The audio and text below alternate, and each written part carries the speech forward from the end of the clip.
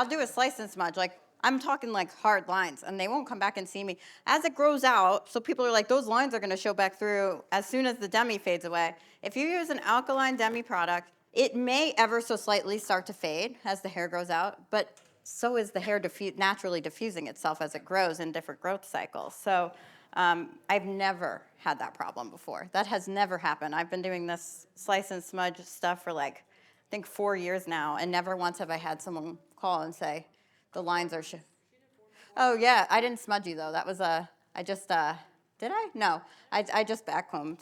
Why don't you come and show? Okay, I'm not wearing shoes, and please excuse me, my feet hurt really bad. So. Well, I said to wear the Converse, so I'm not going to say I told you so. But yeah, this is a slice and smudge, straight up. Like, she had lines, and there are no lines there 12 and a half weeks later. I love your tone, too. And it's like actually just so cute like that. Yeah.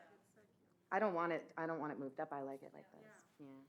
So a lot of my clients like don't even come back for like 12 weeks, sometimes 6 months. Yeah. You gotta charge, right? Does it matter if they have like a side part off, like if they're Yeah. not a straight middle part? Yeah, would I you try to have- work around wherever their part is. If they're Okay. like, I don't know, I just kind of part it wherever, I'll just kind of do it with a middle part. With the middle? Okay. Yeah.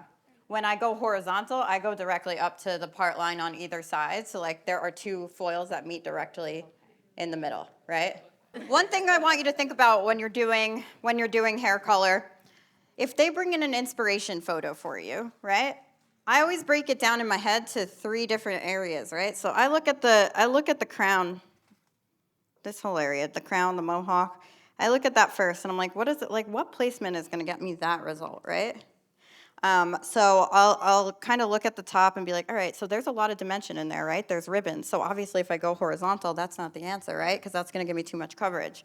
If it's very ribbony, dimensional, chunky, I'm like, if it's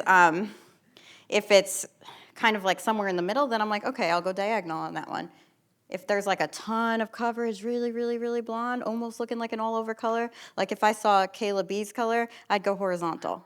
Yeah.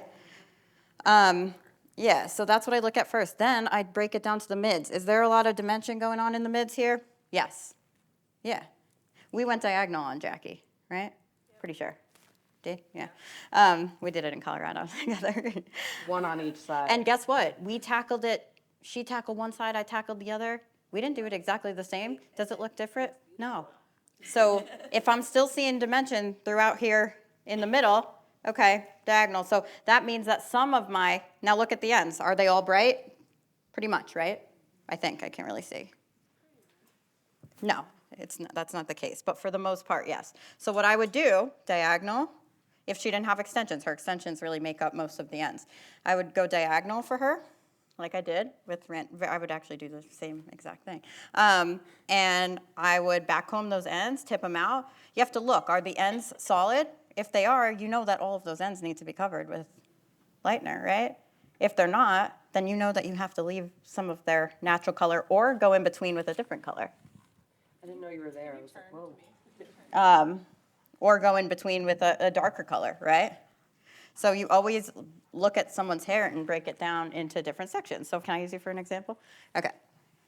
Here's what I would do, like slice squad style. So you have extensions? I do. Yes, okay.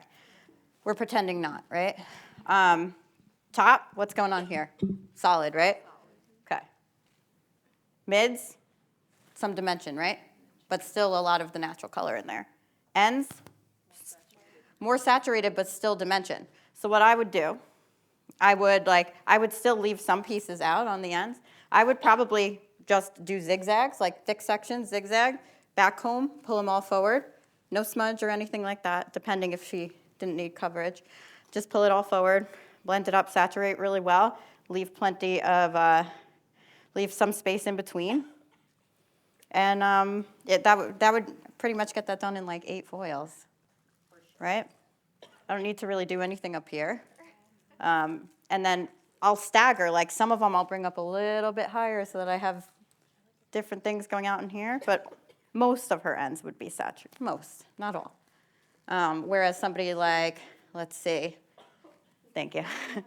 Whereas somebody like Kayla B, I would do I would go fully horizontal all the way up to that part line. I would do I would probably do either little like tiny, tiny slices, or I would do a slice and like tap it out a little bit with her natural colors, like a 7. Yeah, that's what I would do there. Can I use you as an example as well? Sure. All right. So ends all tipped out, right? Natural color on the roots. I'm gonna go in and probably just take little zigzags, diagonal, split it right down the middle. Done. Face frame. That's it. Yeah. Now Michelle, it's been a long 4 months since I've done her hair. Michelle has really thick hair. This was solid brown. Yeah. And what we did was we did zigzags. We did like kind of an air touch technique. We didn't leave out any hair in between those zigzags. So I just kind of varied how high I went up with my lightener so that we left some dimension throughout the mids. And that's it. There was no root smudge or anything like that. I detailed the face frame a little bit, and that's it. So you air touched her whole head? Yep, back to back. So yeah, like that's what we do. We learn to break down people's hair into different areas and figure out how can I simplify this? How can I get that result faster? Like how about Jenna over here? I would, same thing, like let's say natural level 7-ish. Yeah, 7, 8. You could platinum card, like you can literally do like a slice platinum card kind of thing on her. Just go back to back. It's really bright. And there's really not dimension in the mids at all, maybe a little bit at the root. So I'd probably just go and do that. I'd go a little bit thicker. On the sides and the back, and then I would get like more detailed as I got closer to the part, and more detailed around the hairline. So it's really about figuring out where the areas of impact are where you should be that detail oriented, right? And need to be.